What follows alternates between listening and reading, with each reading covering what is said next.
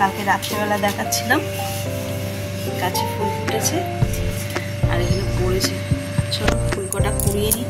সকাল সকাল এই কাজটা করতে কিন্তু মন্দ লাগে না, একদম মন ভালো করা সকাল।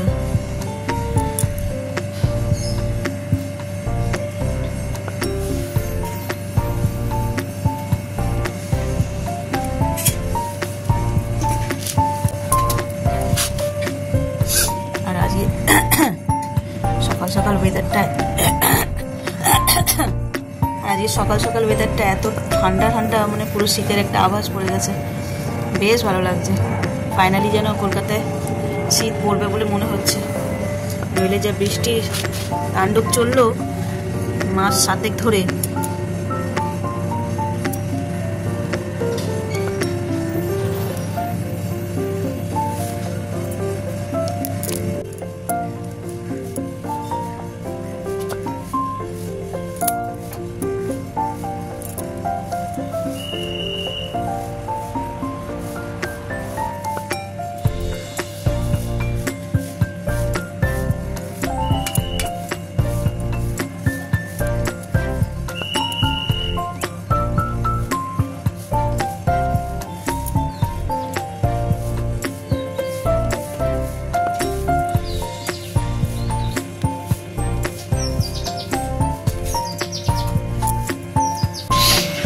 দেখো এক থালা ভরে ফুল ফুটেছে আজকে।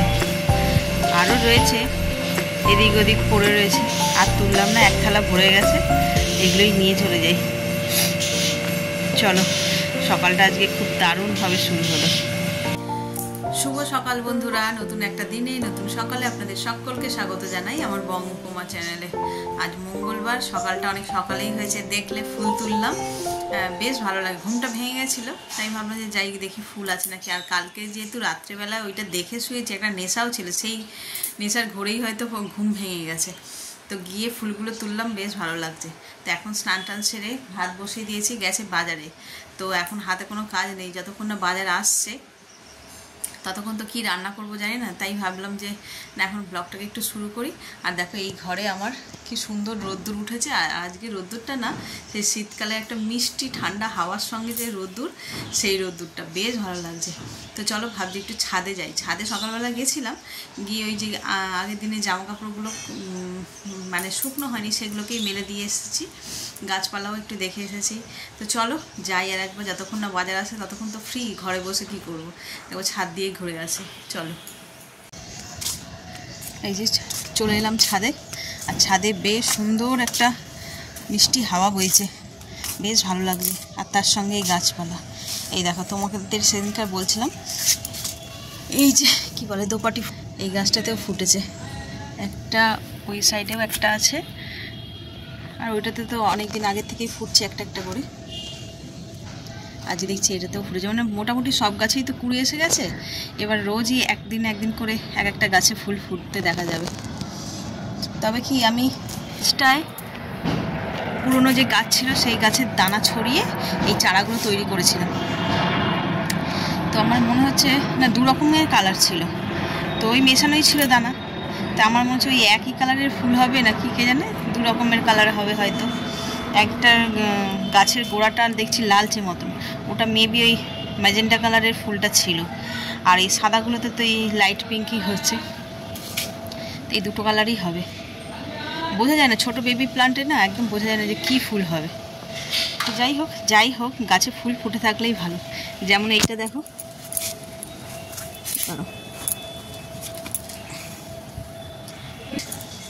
এই দেখো মনে হচ্ছে না এক সাজি ফুল এখনও ফুটবে, এইগুলো একদম কুঁড়ি হয়ে আছে। এটা অন্য একটা ডাল যে যদিও তাও, আর এইটা হচ্ছে যে একটা ডালে এতগুলো ফুটেছে, মনে হচ্ছে না এক সাজি ফুল কেউ এখানে রেখে দিয়ে গেছে। এই ফুলগুলো এরকমই হয়, এই ফুলের আবার অনেক ভ্যারাইটিও আছে। কোনো গাছে দেখি যে ছোট্ট ছোট্ট কুচকুচে, মানে কি বলবো, কাগজের মতন হয়ে এক জায়গায় থোকা বেঁধে রয়েছে। আবার আমাদেরটা বেশ একটু ফোটা ফোটা মতন দেখতে। এই একটা, এই সাদাটাও বেশ সুন্দর। এই সাদাটাও দেখো না, ডালে একটাও পাতা নেই, 2টো গাছেরই ওই মুখে মুখে একটু একটু করে ফুল ফুটে রয়েছে, বেশ সুন্দর লাগে। এইটা তো সিজন, এখন এখন তো হবেই। আর এই দেখো কতগুলো ফুল ঝরে পড়েছে।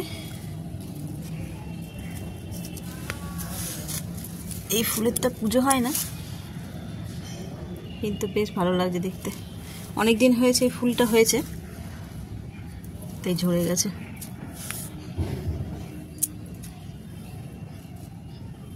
আর গাছ থেকে তো ফুল তোলা হয়ে গেছে সবই, গাছে তেমন ফুল নেই। আর এই সিম গাছটা রোজ একটু একটু করে বাড়ছে, দেখতে বেশ ভালো লাগে। দেখো এইখান থেকে ছিল, এই উঠতে উঠতে এইখানে চলে এসেছে এই জায়গাটাতে। আর একটুখানি ডিস্টেন্স বাকি, তারপরে এটা ভেড়াটা ধরে নেবে।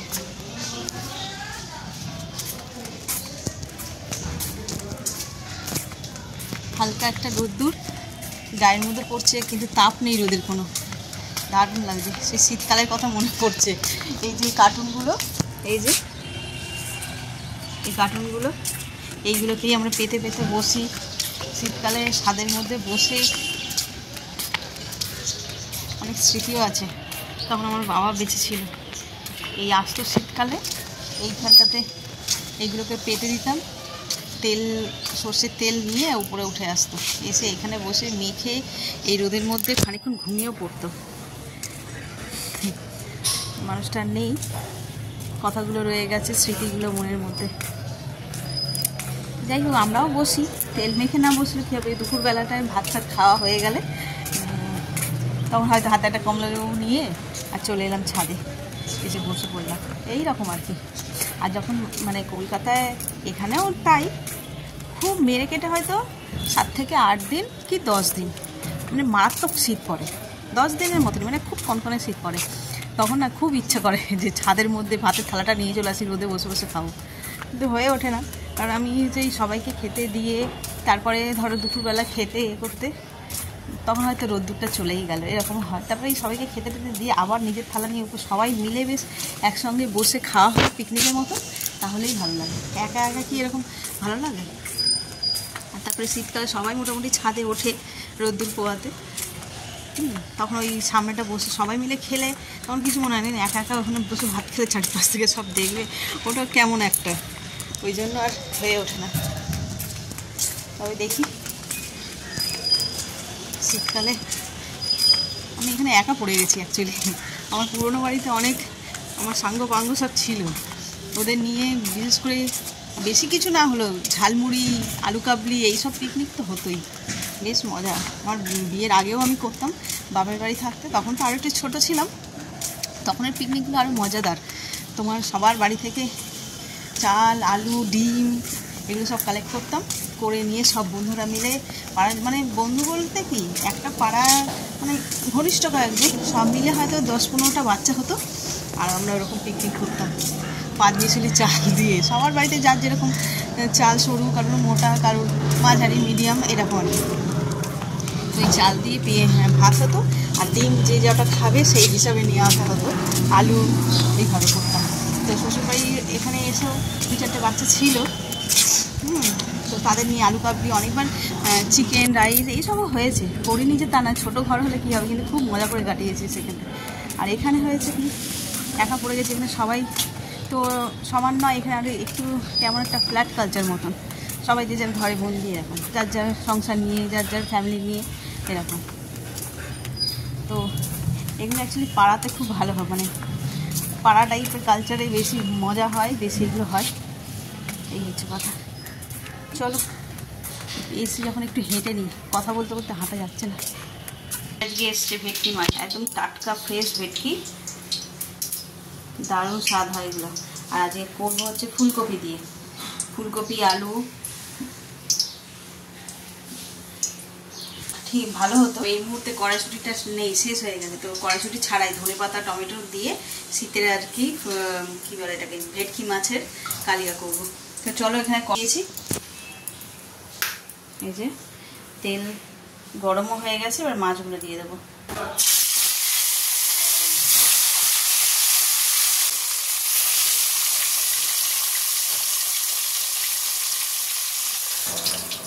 মাছগুলোকে ভেজে ভেজে তুলে নিলাম, তারপরে ফুলকপিটা ভাজবো।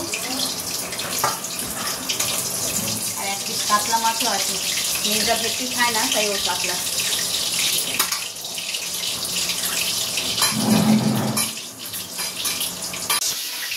এখানে মাছ, সবজি, আলু ঠালু সব ভাজা হয়ে গেছে।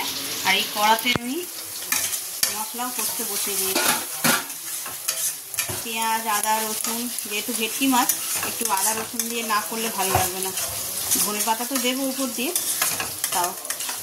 তো চলো মশলাটা ভালো করে কষিয়ে নিই।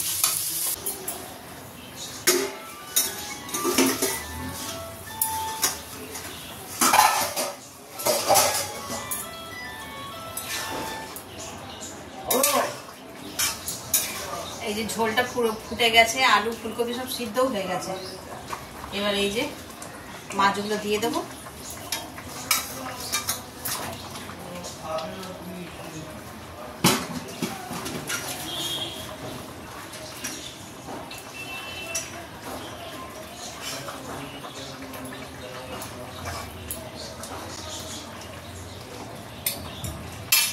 এটা একটু ফুটুক। আর এই যে এদিকে কলমি শাক আনিয়েছিলাম, কেটে নিয়েছি। এবার ধুয়ে নেবো, ধুয়ে রসুন ফোড়ন দিয়ে এটাকে ভাজবো।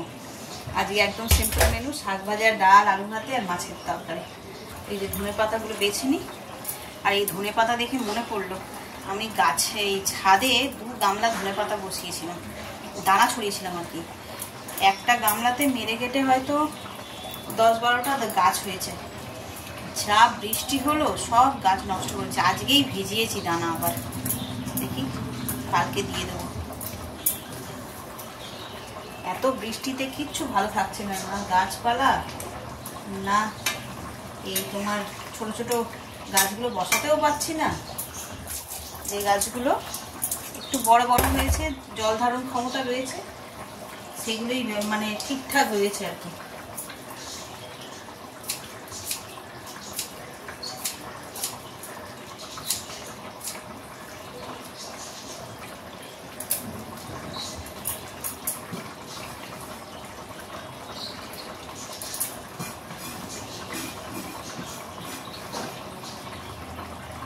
আর এই শীতকালের প্রতিটা সবজিতেই যেন মনে হয় ধনে পাতা দিয়ে দিই, তাহলে মনে হয় স্বাদটা দ্বিগুণ হয়ে যাবে। এখনই ভাল লাগছে ধনে পাতার স্বাদ, এরপর যখন এই বান্ডিল বান্ডিল বিক্রি করে এরকম বড় বড় গাছ, সেইগুলোর একদম স্বাদ হয় না। তবে আমরা সেগুলো কিনিও না, আমরা তো তখন আমাদের ছাদে অনেক 2 গামলা হয়ে গেলে আমরা কেটে কেটে ব্যবহার করি, মানে পুরো শীতটাই চলে যায়, আমাদের কিনতে লাগে না। এসেছিলাম তো 4:30, তখন বিকেলবেলা ছিল। এখন 5:30 বাজে, পুরো অন্ধকার হয়ে গেছে। এদিকে আমার গাছে জল দেওয়া, গাছ বসানো, হাঁটা সব হয়ে গেছে। এবার নিচে যাব।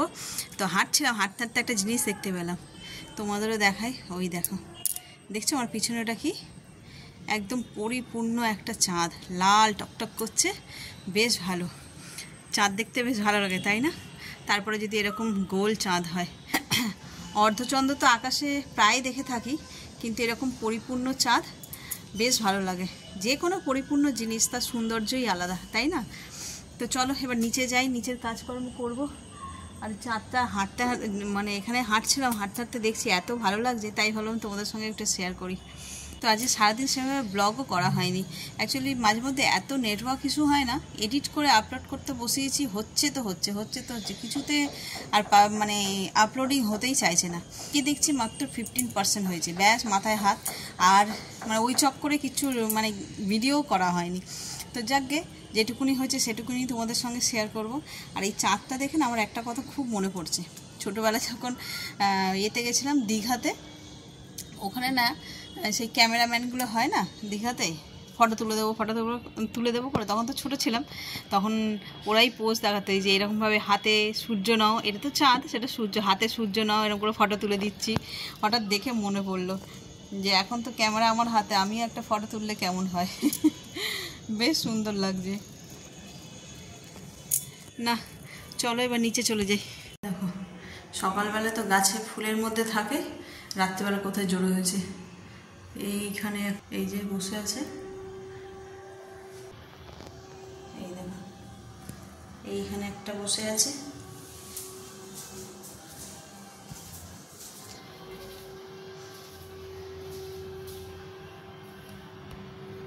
এই একটা এখানে বসে আছে। একসঙ্গে তিনটে। ওই ছাদে অন্ধকারের মধ্যে খুব মারামারি করছে, এখন এসে এখানে বসেছে।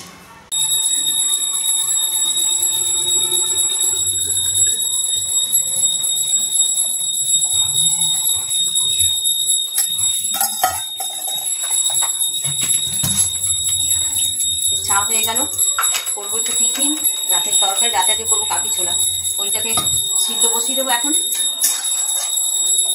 আর পরে করবো।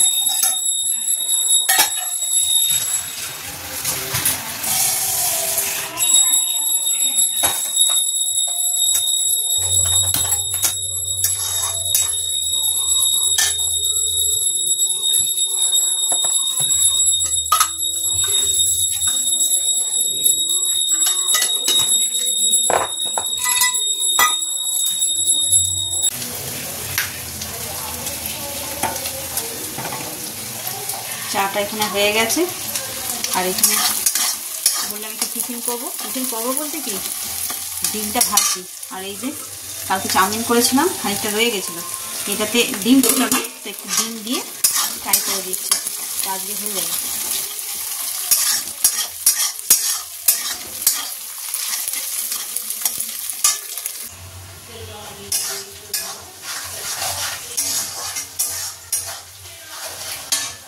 রাতের তরকারিটা করে নিই।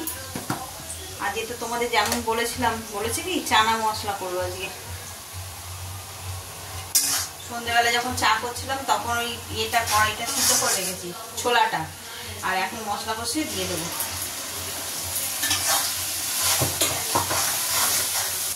আর দুধ খানিকটা রয়ে গিয়েছিল, ছেলে দুধ খায়, এই যে বাসি হয়ে গেছে, আর দেবো না ওই জন্য একটু সিমুই বানিয়ে নিলাম। অল্পই দুধ, এর মধ্যে এই যে আমাদের মিল্ক মেডটা আছে, কালী পুজোর সময় ব্যবহার করেছিলাম, এটা খোলা হয়ে গেছে না, বেশি দিন রাখা যাবে না, তো এইটাই দিয়ে দেবো।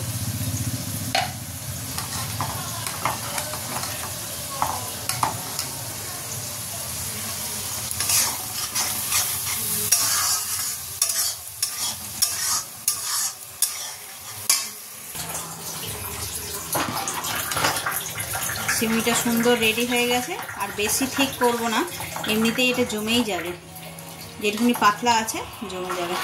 তো চলো, এটা তো হয়ে গেছে, আর এখানে তরকারি বসিয়েছি, এটা এখনো হবে, বাকি আছে। এই দেখো চানাটাও রেডি হয়ে গেছে, আর কি টেম্পটিং লাগছে, কালারটা তো সুন্দর এসছে। আর এদিকে সিমুইটা তো আগেই দেখালাম রেডি।